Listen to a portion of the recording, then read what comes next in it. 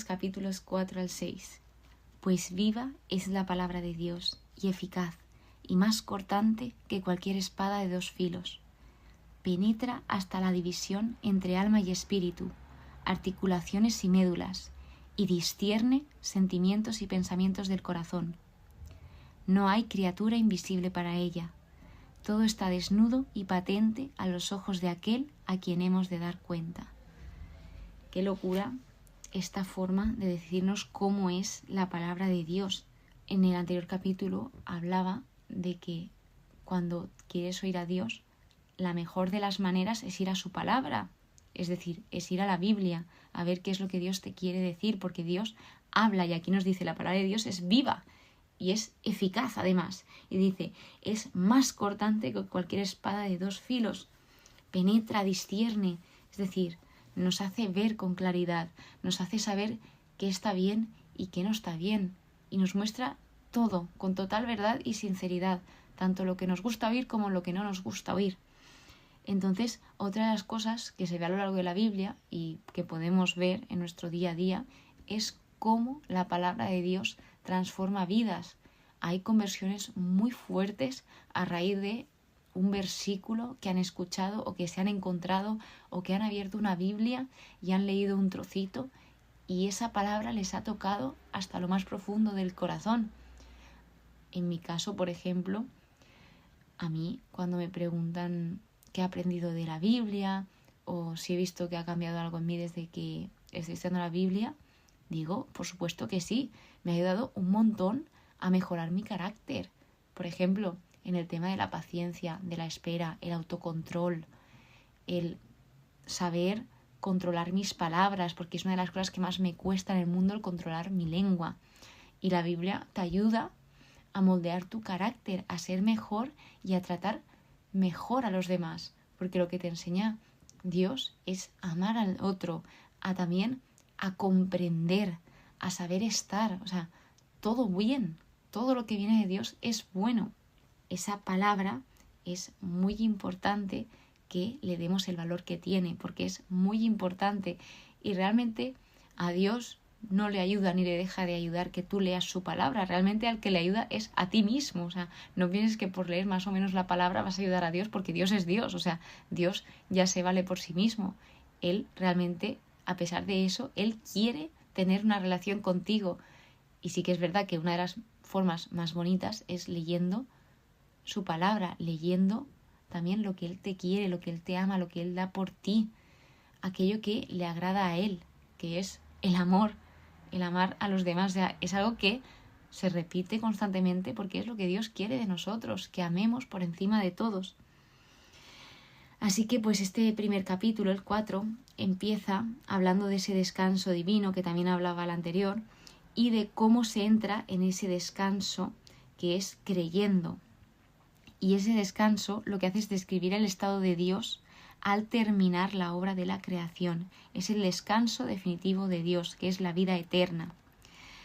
Nos recuerda que Dios cuando creó el mundo descansó el día 7, porque el trabajo había terminado. Así que el autor nos invita a esforzarnos. Esforcémonos, pues, por entrar en ese descanso, para que nadie caiga imitando aquella desobediencia, porque la desobediencia nunca les llevó a nada bueno, todo lo contrario, les llevó a perderse, a esclavizarse, a estar mal los unos con los otros. Y aquí también aprendemos que la fe no es pasiva, sino que se necesita diligencia para confiar, para depender y para aferrarnos a Jesús y también a su obra en nosotros. La incredulidad lo que hará es provocar que no alcancemos el reposo que Dios tiene para nosotros.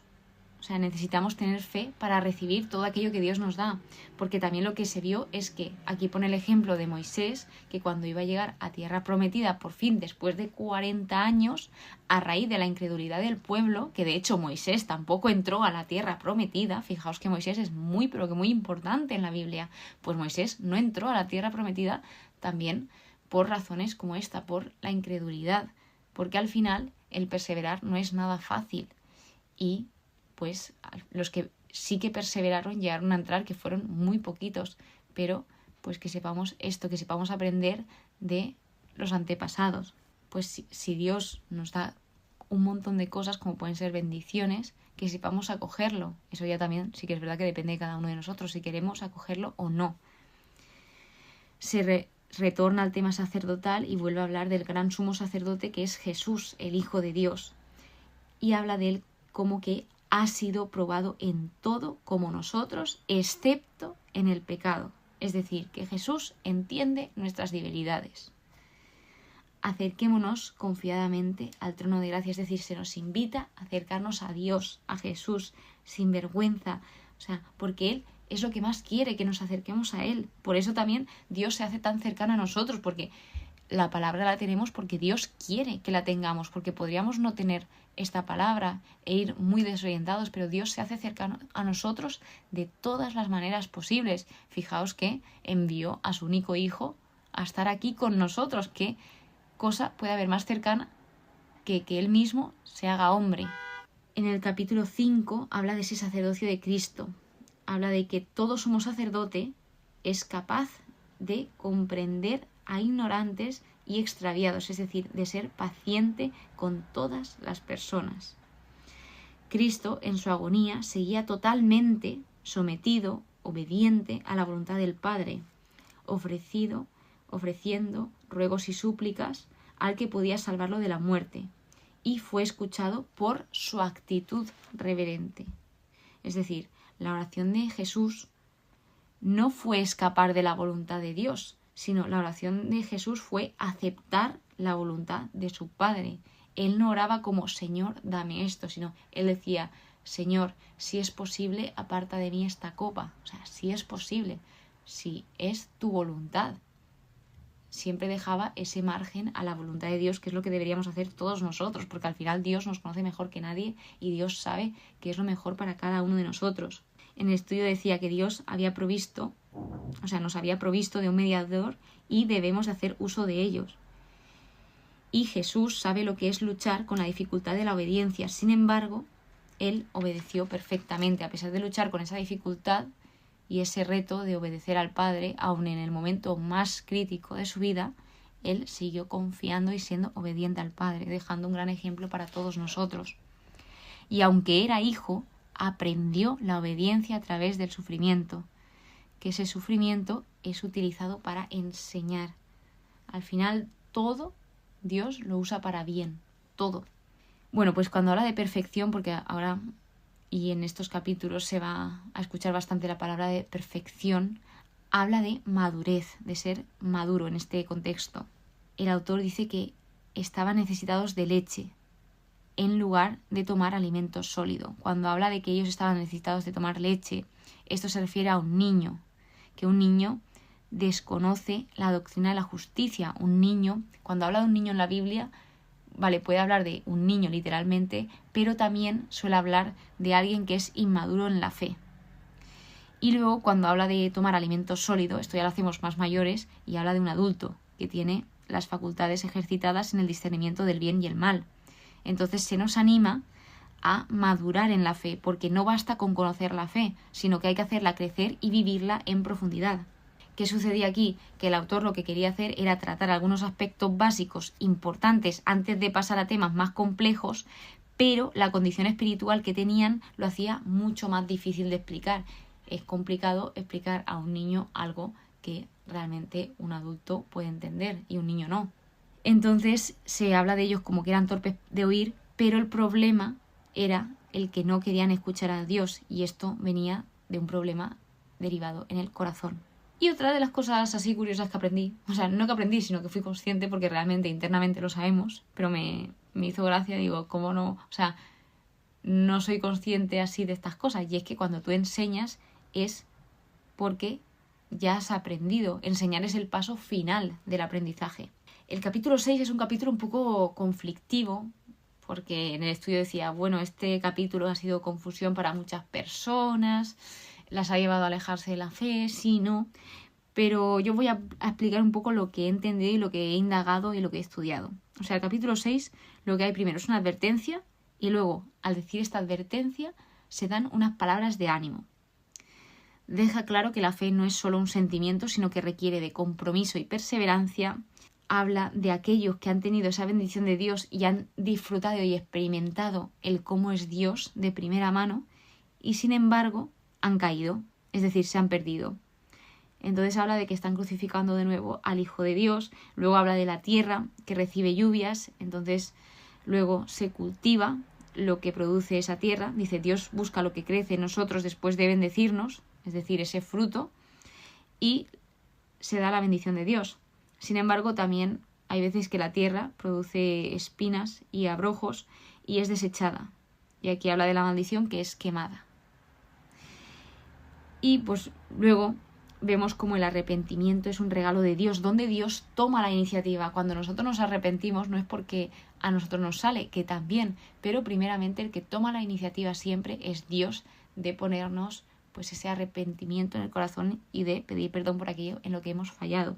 Así que luego esas palabras de esperanza y de ánimo son: de vosotros esperamos cosas mejores y conducentes a la salvación. Es decir, el autor está confiando en la perseverancia de esos judíos. Dios es justo, se acuerda de nuestras obras. Él es imposible que mienta, Él es firme, inmutable. Sed diligentes. Imitad a quienes mediante la fe y la perseverancia heredan las promesas. Habla de Abraham, que también fue una figura muy pero que muy importante, que perseverando, gracias a esa perseverancia, él alcanzó la promesa, que la promesa nunca cambia. Y esto también nos lleva a ver esa paciencia, porque Abraham, gracias a perseverar, gracias a confiar, gracias a tener fe y gracias a tener esa gran paciencia, alcanzó esa promesa. Buscad refugio en Dios, o sea, buscad refugio en lo más seguro que podéis tener, que es Dios. Tal esperanza es como el ancla firme y segura de nuestra vida, que penetra hasta dentro de la cortina. Y la esperanza se funda en la promesa y el juramento de Dios. El ancla era un símbolo que solía estar en las catacumbas de los primeros cristianos. O sea, fijaos qué bonito que la esperanza es representada como un ancla, ese ancla firme y segura. Y dice que la esperanza nos llevará hasta la misma presencia de Dios.